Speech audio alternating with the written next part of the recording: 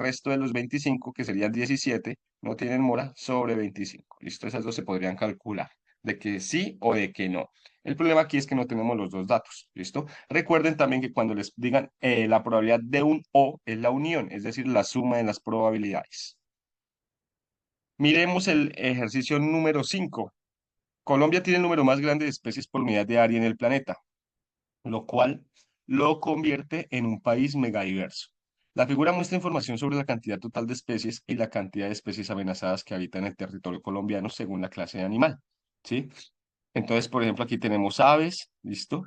¿Sí? Aves, donde ese triangulito que está acá, miren, ese triangulito dice que están amenazadas, es decir, hay 68 aves amenazadas de todas estas que hay aquí. Por ejemplo, peces, hay 81 peces amenazados de estos que hay aquí. Entonces, miremos la pregunta que nos dice. En este sentido, de especies endémicas son especies cuyo hábitat está limitado a una región geográfica específica. La tabla muestra la cantidad de especies endémicas que hay en Colombia. Entonces, es decir, en Colombia tenemos mamíferos 34, ¿listo? Tenemos aves 66, anfibios 367, reptiles 115 y peces 0. Lo que nos dice esta tabla es que hay mamíferos, 34 mamíferos exclusivos de una zona. Yo sé que en Colombia hay todos estos mamíferos, 472, y 40 están en peligro de extinción. Pero lo que me dicen aquí es que estos 34 son exclusivos de una región particular. Por ejemplo, peces, no hay exclusivos de una región porque pues probablemente andan movilizándose bastante los peces dentro de las aguas colombianas.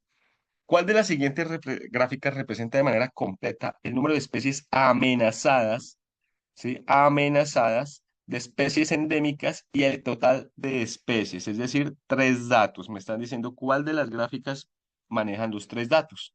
¿Sí? Me dicen número de especies amenazadas, número de especies endémicas y el total de especies.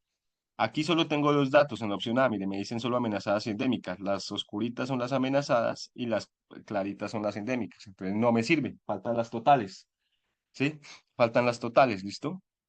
Por ejemplo, aquí también tampoco me alcanza. Uno podría pensar que la suma de las dos serían total, las total de especies, pero resulta y pasa que el total de especies no es solo sumar las amenazadas y las endémicas, porque hay o sea, las que no son amenazadas y las que no son endémicas. ¿Dónde aparecen? No aparecen.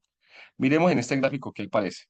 Nos dice aquí, tanto en los dos gráficos, que las oscuritas son las amenazadas, las claritas son las endémicas y las punteaditas es el total. Entonces miremos, ¿cuál de esas tres se parece más? Miremos en mamíferos, tenemos 40 amenazadas. Mamíferos, 40 amenazadas. No, señor. ¿Cuántas amenazadas tenemos en mamíferos? Perdón, en mamíferos sí tenemos 40. Las endémicas serían 34. Entonces aquí tenemos 40 amenazadas, 34 endémicas y total 472. Esta se parece más. De hecho, desde aquí ya puedo decir que no, porque aquí me dice que las oscuritas serían las amenazadas, que serían 34, pero no, aquí las 34 son las endémicas. Por tanto, revisemos que aquí las amenazadas son 40, sí. Entonces, como estas son las 40 amenazadas y no 34, esta la descarto y la opción correcta sería la B. ¿Listo, muchachos? Pasemos al otro punto. Pasemos al punto 6. Miren que este está fácil, no está tan complicado los ejercicios que hemos resuelto. La tabla muestra la información que ofrece una empresa sobre diferentes productos. Nos dice el producto que es el precio sin impuesto. ¿Cuánto sería el impuesto? Descuento sobre el precio con impuesto y el precio final. ¿Listo? ¿Cómo hizo para calcular esos precios? Nos está preguntando. Dice, ¿cuál de las siguientes expresiones permite hallar el precio final? ¿Cómo yo llegué de estos tres datos, es decir, del 40.000, del 6.000 y del 9.000 a 37.000? ¿Cómo yo del 55 al 8 y el 12.000 a un 51.000? Entonces, pues básicamente lo que yo tengo que hacer es empezar a hacer la cuenta. ¿Sí? Dice, el precio final, y ahí mismo más o menos uno lo puede intuir, el precio final va a ser igual a quién. Entonces me dice, el precio sin impuesto, obviamente, pues el precio sin impuesto, pues el precio sin impuesto, ¿sí? Yo tengo que coger el precio sin impuesto, sumarle el impuesto, porque es como el IVA, entonces me toca sumarle el impuesto, y le quito el descuento.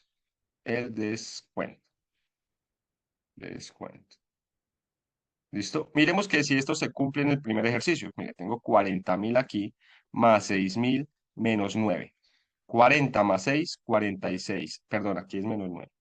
porque es el descuento, ¿listo? Ahí, menos 9. 40 más 6, 46. 46 menos 9, ¿cuánto nos da? 46 menos 9, ¿cuánto daría? Entonces, eso nos da 37. ¿Listo? Por ejemplo, el otro, verifiquemos a ver si esa ecuación nos sirve. 55 más 8.000 menos 12.000. 55 más 8 nos da 63 y 63 menos 12, 51. Es decir, que se cumple. Veamos cuál de estas opciones son. Pues precio final es igual, precio sin impuesto más el impuesto, es decir, ya las dos primeras las descarto. Entonces, precio final, precio sin impuesto menos el descuento. Por tanto, la opción correcta aquí sería la D. Muy sencillo, ¿listo? Nada del otro mundo. Pasemos al punto número 7. En una clase de matemáticas, el profesor les propone a sus alumnos el siguiente algoritmo. Recuerden que algoritmos son unos procesos, pasos, ¿listo? Para poder llegar a alguna meta. Por ejemplo, el algoritmo que ustedes hacen para ir a estudiar. Primero se levantan, luego se bañan, siguiente paso, luego se desayuna, posteriormente se lavan los dientes y se alistan, se ponen el uniforme y se van para el colegio. Muchos estudiantes pueden tener un algoritmo diferente, pero eso es lo que significa un algoritmo, los pasos de un proceso. Entonces, miren, dice, escoger un número positivo, ¿sí? Luego dice, tome la raíz cuadrada del número escogido en el paso uno. Multiplique por 2 el número obtenido en el paso 2. Eleve al cuadrado el número obtenido en el paso 3. Si un estudiante escogió el número 9 en el primer paso, ¿cuál es el resultado? Entonces empecemos. Paso uno, escoger un número positivo. Escogió al 9. Este es el paso uno. ¿Listo? Paso 2. Dice, tome la raíz cuadrada del número escogido en esto. Entonces, ¿cuál es la raíz cuadrada de 9? 3. Paso 3. Multiplique por 2 el número obtenido en el paso 2. Es decir, 3 por 2, ¿cuánto me da? 6. Y luego el paso 4, que sería elevar al cuadrado el número obtenido en el paso 4, es decir, 6 al cuadrado, que sería 6 por 6, 36. Muy sencillo ese punto. Podemos darnos cuenta inmediatamente que es la opción A. ¿Listo, muchachos? Pasemos al punto número 8. En un juego de computador se muestra un número y el jugador debe escribir el cuadrado del número mostrado. Si en la pantalla aparece el número que se muestra en la figura, ¿cuál es el número que el jugador debe escribir? Pues nos dicen que el cuadrado. Recuerden que el cuadrado pues sería coger el número, elevarlo al cuadrado. Eso significa que cojo el número y lo multiplico por el mismo. ¿Y 8 por 8 cuánto me da? 64. Por tanto, ¿cuál número debe escribir el jugador? El 64 que está en la opción D. Muy fácil. Pasemos al punto número 9. En una empresa se debe comprar regalos para todos los empleados de las áreas de producción, administración y ventas. La distribución de empleados por área se muestra en la gráfica. Producción hay un 60%, administración hay un 30% y ventas hay un 10%. El jefe del personal decide comprar los regalos de la siguiente manera: la mitad para producción, la cuarta parte para ventas y el resto para administración. ¿Cumple esta decisión con el criterio de dar regalos a todos los empleados? Entonces, de por sí, ya nos está diciendo que el jefe para producción va a comprar la mitad y de producción corresponde a la mitad, no, corresponde un poquito más de la mitad sería el 50%, entonces no va a alcanzar. Entonces dice, no porque la cantidad de regalos debería mantener la proporción que tiene la distribución de los empleados, o no porque se debió comprar proporciones iguales para cada área. Entonces, de hecho, si él compra la cuarta parte, la mitad y esto, quedan sobrando, le faltan, ¿sí? No alcanzan los regalos. El problema de estas dos preguntas, que hay una cascarita, dice. La C dice, no, porque la cantidad de regalos debería mantener la proporción, es decir, la proporción del 60, del 30 y del 10 que tiene la distribución de los empleados. ¿Y por qué esta no me sirve? Porque dice, no porque se debió comprar proporciones iguales para cada área, no porque no son la misma proporción, es decir, no hay la misma cantidad de empleados en producción, tanto en administración o en ventas. Se debieron comprar la proporción equivalente a la cantidad de empleados que hay en cada una. Por tanto, la opción correcta es la C. ¿Listo?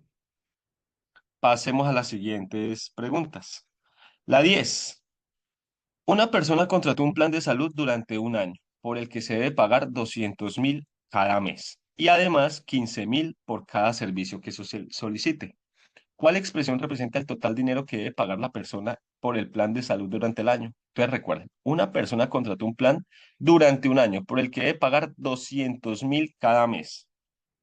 ¿Listo? Entonces yo tengo 200.000 por cada mes, como lo contrató, entonces eso es por 12. ¿Listo? Cada mes. Y además 15.000 por cada servicio que solicite. Es decir, más 15.000 por el número de servicios. El número de servicios. ¿Listo? Entonces veamos. Aquí nos dice 12 por 200.000, esa la va cumpliendo, ¿sí? Acuérdense que si yo puse aquí al revés, el orden de los factores no altera el producto, más 15.000 por el número solicitado. Esa como que tiene fuerza. Ahora miren esta, ¿por qué no me sirve? Me dice 12 por, y aquí multiplica dentro todo por 12, 200.000 más 15.000 más esta vaina. No, esa no me sirve.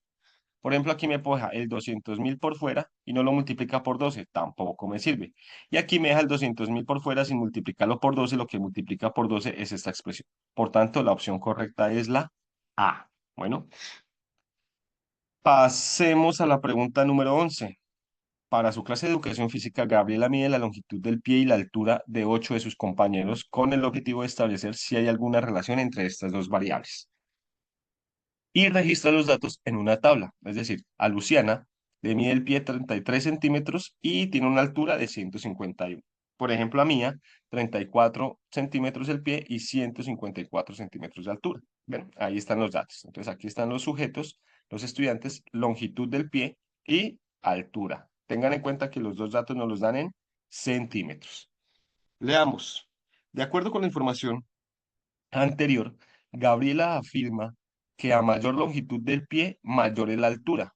¿Es correcta la formación por Gabriela? Es decir, que conforme vaya aumentando, ¿sí? La medida del pie, la altura también aumenta. Entonces, analicémoslo, ¿sí? ¿Cómo lo analizamos? Pues tomando los datos, analizándolos a ver si cumple la situación. Por ejemplo, organicemos cuál es el dato más pequeñito de pie. 33 es 33,4. De hecho, creo que están ya organizados. Mire, ya están organizados de mayor a menor. Sí, ya están organizados de menor a mayor. Eso es importante. Porque si de menor a mayor, si este es el más chiquito y este es el pie más grande, ¿listo? Pues tendríamos que ver que las alturas también cumplen el objetivo. Es decir, va aumentando, aumenta, aumenta, aumenta y sí. Conforme va aumentando la longitud de pie, va aumentando la altura. Por tanto, entonces yo podría decir que está entre la B y la D. Ahora analicémoslo. Sí, porque mientras el tamaño del pie aumenta, la altura también aumenta. O sí, porque mientras el tamaño del pie aumenta, la altura se mantiene constante. No, la B, ¿no? Sí, porque tamaño del pie aumenta, la altura también aumenta. Aquí está, ¿por qué no? O sea, las de sí. Ya sabemos que no es no porque ya van aumentando, ¿listo? Dice, entonces sí, porque mientras el tamaño del pie aumenta, la altura se mantiene constante, es decir, que si el tamaño del pie aumenta, la altura se mantiene igual y no, eso no se cumple. Por tanto, la opción correcta sería la B. ¿Listo, muchachos? Ya vamos a acabar. Para la empresa número 2, para la pregunta número 2 se dice, una empresa de construcción adquirió un terreno con medidas de 7x, es decir, 7x, esta medidita, 7x de acá, de ancho y 10x metros de largo, con el propósito de crear 4 zonas de recreación divididas por senderos peatonales, como se observa en el plano de la figura. El gerente del proyecto presenta el siguiente procedimiento para calcular el área de los senderos. ¿Cuál sería el área de los senderos? Sí, es decir, como la cruz que se forma ahí. Entonces, em, dice, área de los senderos va a ser igual el área total del terreno, es decir, toda el área de acá, menos el área de cada zona recreativa. Sí, pues le quito la zona 1, le quito la zona 2, le quito la zona 3 y le quito la zona 4. Bueno, valgan el error, es la primera esta y esta. Pero si a todo el terreno le quito esas zonas, obviamente me queda la cruz. Pero miremos a ver si se hizo la parte matemática bien. ¿Cuál es el área del terreno? Como es un cuadrado, pues es base por altura. Entonces, 10x por 7x, 10x por 7x. Muy bien, hasta ahí va. Ahora me toca quitarle el área de cada zona recreativa.